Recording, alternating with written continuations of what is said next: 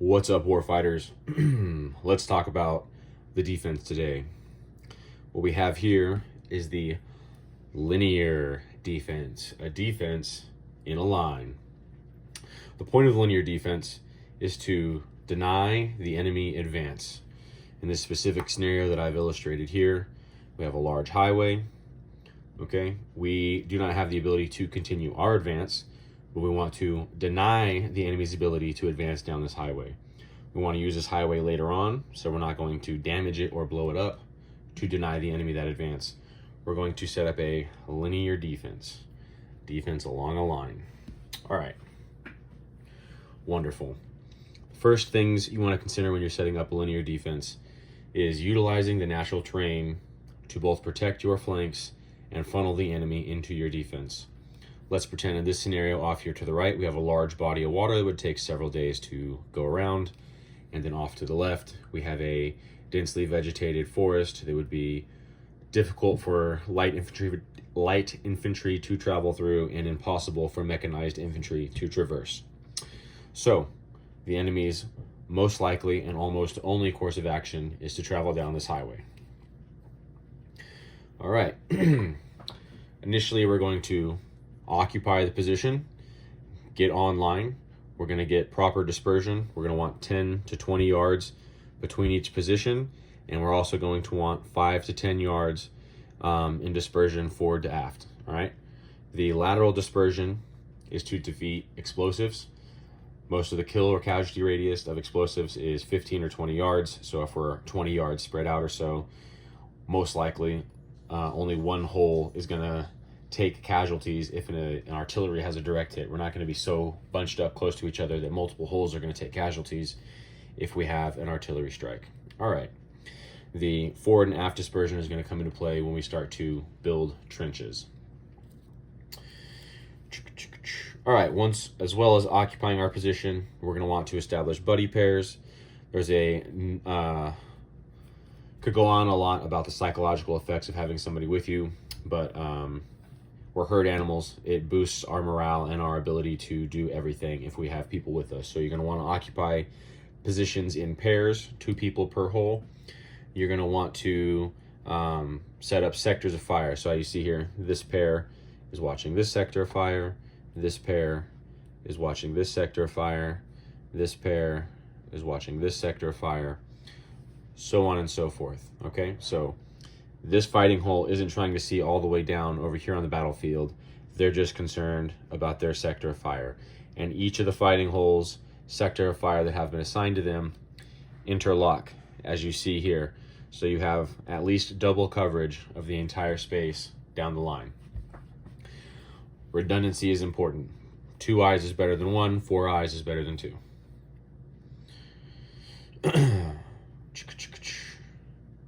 All right. Once you've occupied your position, you're going to want to fortify it.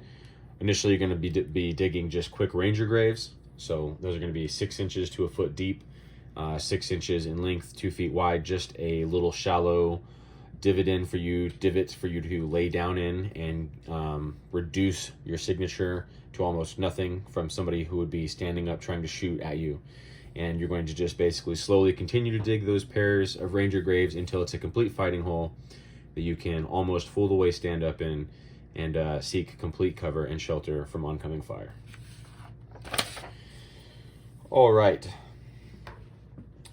As we're fortifying our positions, once we've moved past that ranger grave and begin to start digging actual fighting holes, or foxholes as some people might want to call them, we will begin to put out obstacles. Most commonly, that'll be wire, barbed wire, razor wire, concertina wire, but you can get creative, right? This could be trenches, this could be spikes, like large sticks with spikes that you drive into the ground. This could be just logs or boulders or steel obstacles that you weld together that prevent people or vehicles from easily traversing the area.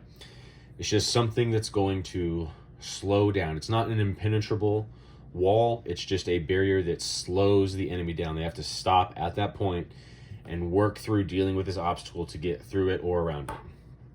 All right, there's 3 types of obstacles. We have funneling obstacles. That's here in this green. The reason these obstacles are here are to prevent the enemy from going off our main kill zone that we want them to be on and trying to get out to our flanks or get online or do any sort of ulterior motives. We want to block that. So these are funneling. If they try to go off to the left or to the right, they're going to catch these and they're going to be forced or enticed to go back onto the main road where we want them to be. Okay, the next type of obstacle we have out is delaying obstacles. We have some delaying obstacles put here in purple lines with X's at 800 yards, at 400 yards, and 150 yards along our main kill zone.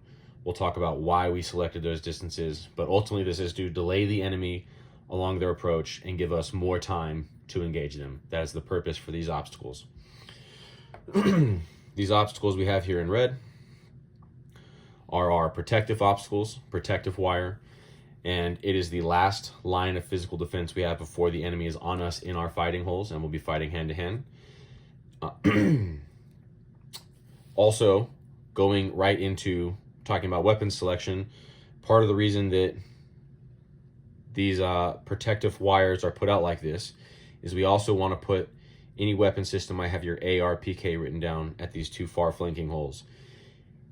Any weapon system you have that has a high rate of fire or the capacity for a higher sustained rate of fire, somebody who's got an 18 or 20 inch barrel, somebody who's got bipods, somebody who's got a heavy barrel, somebody who's got a direct piston system, somebody who's got 40 round or 60 round or 100 round drums, somebody, et cetera, et cetera, et cetera. Anybody who's going to be able to sustain a higher rate of fire than just your normal AR with a red dot and no bipod and a 30 round magazine. Anything better than that is going to go in these holes.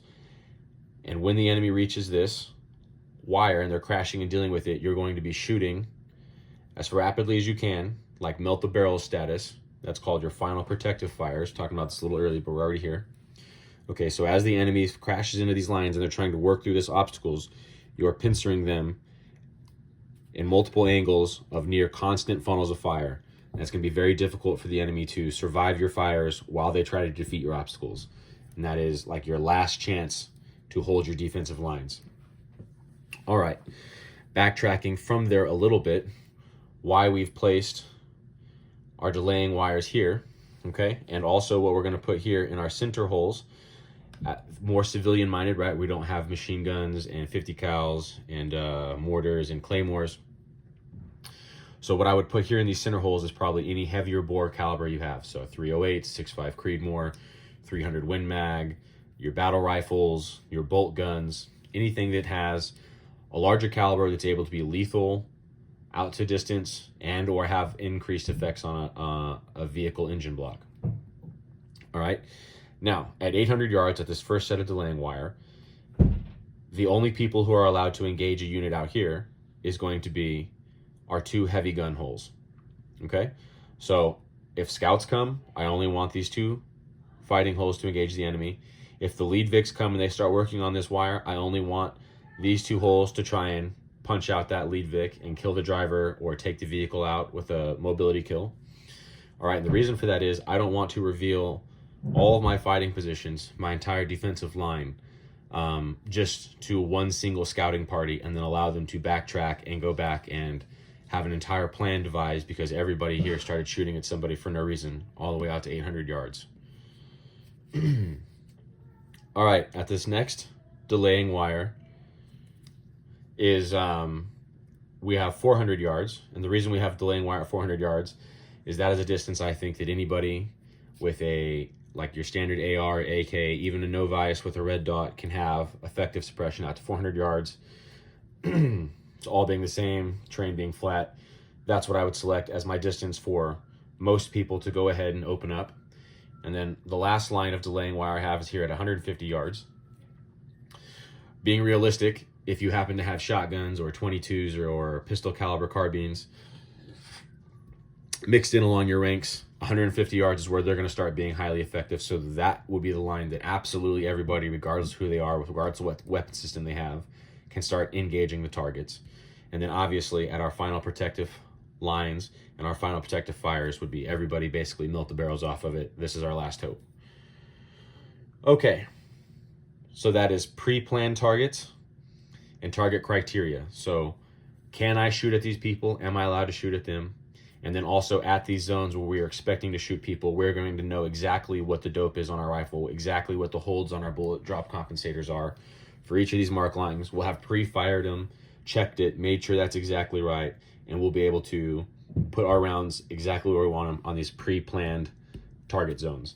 If you had the time, you could even do the same out here at the funneling wire in case they did try to flank you, come off to the flanks. While they dealt with this funneling wire, you would know the exact distance and engagement criteria. The longer you have in the defense, the more detailed you can make your plan. All right.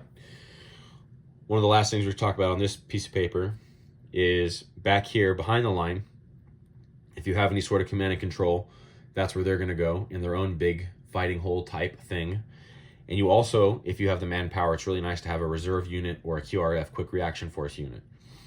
So if any portion of your line starts to go down or you suffer too many casualties, you can bump this reserve unit up and plus that sector of the line up and not have your total defense cave in and have enemy inside the wire, so to speak. So a reserve unit or QRF unit can definitely save your ass. All right, fortifying beyond fighting holes. We're going to want to build trenches. When we're building trenches, the main thing that I'm trying to depict in this slide is that we don't just want one straight line trench system, because then the enemy aerial can strafe it from above, or just a single person who can hop in with a machine gun and just start pumping rounds down your entire trench line, and nobody has any way to get out of that way or really fight back. It's just a hailstorm of bullets down a linear trench. So what's better is having lots of right angles and jits and jutes and zigzags in your trench line. That way, if the enemy does get into one of your fighting holes or occupy your trench, they can't just shoot down all of your enemy forces, and you can start to do things like set booby traps or pre-stage sandbags to collapse in and cut off portions of the trench, right? So if enemies get in here, this fighting hole can break a bunch of sandbags, and this fighting hole can break a bunch of sandbags, and now the enemy is just trapped in this trench system, and they don't have full access to our whole trench. So on and so forth.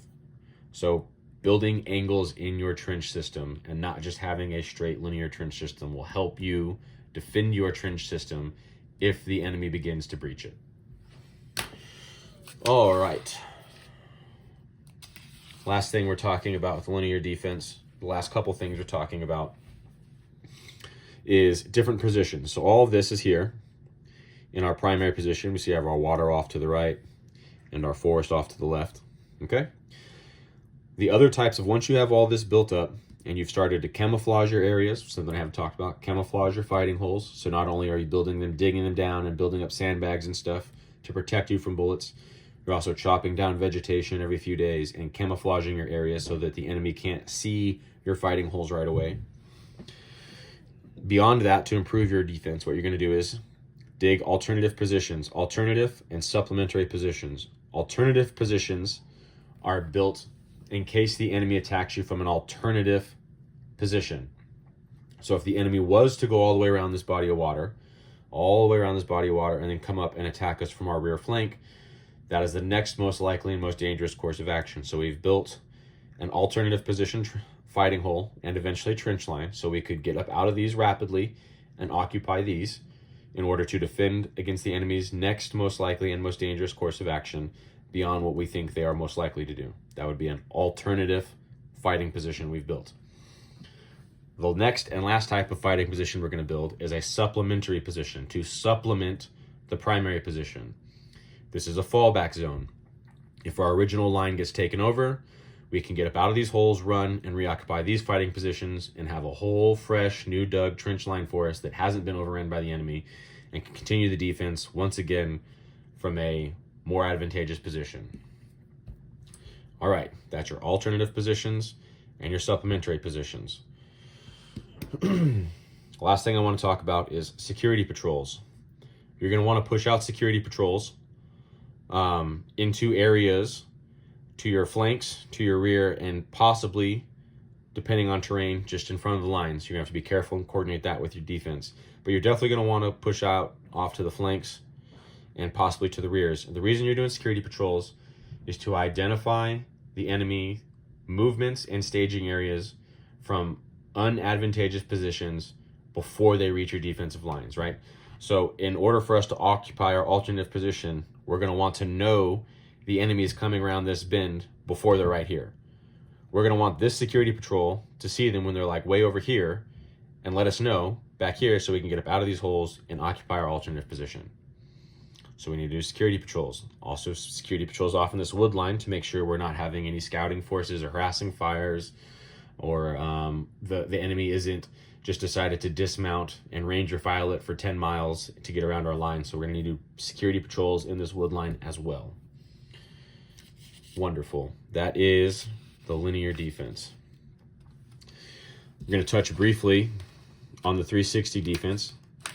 The point of a 360 defense is to deny the enemy entry of the area that we want to occupy. So this whole area is dangerous. We want to keep inside this triangle safe. So we're denying the enemy the ability to enter inside this triangle we're occupying. Could be any shape. Triangle is popular. It's the geometric shape that allows you to have 360 security with the least amount of manpower, right? Okay, so we have a triangle 360 defense here. We have a trail going along, and notionally this is all densely wooded area. All right, so we want to pay special attention to avenues of approach. This trail is likely for enemy to be walking along it, so we're going to want to place an ARPK, some weapon system with a higher rate of fire, increased ability to sustain a higher rate of fire here along that, at that avenue of approach. The other of the 3 points we're going to be concerned about here is our little gap. This is going to be our entry and exit point, an EEP. Okay, so it's most likely that the enemy is going to observe the increase of movement here, or the enemy is going to follow one of our patrols home, and our EEP checkpoint fighting position is going to have to engage the enemy. So we're also going to want a more devastating weapon here. It could be a weapon with a higher rate of fire if we have some line of sight. If we're like in dense jungle, perhaps it's a pair of semi-automatic shotguns or something capable to really lay down some hate quick and nasty within 50-yard visite.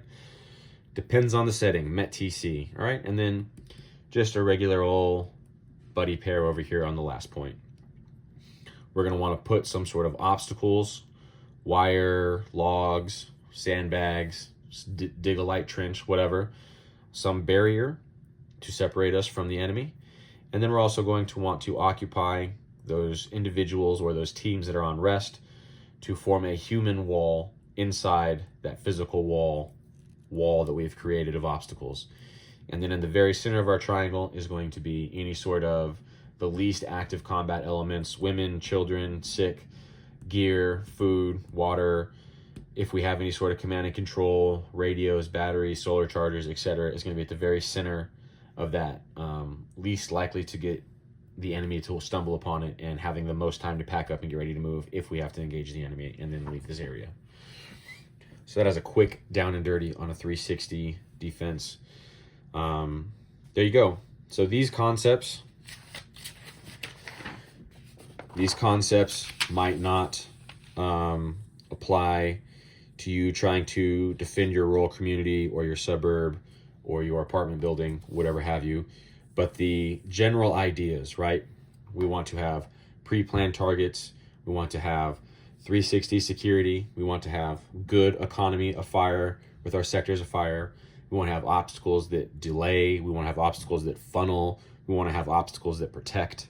We want to think about alternative and supplementary positions, right? All of these things, think about how you can apply those concepts into developing a defense in whatever set and setting, MET-TC, you find yourself in. All right, friends, good luck out there. Stay groovy.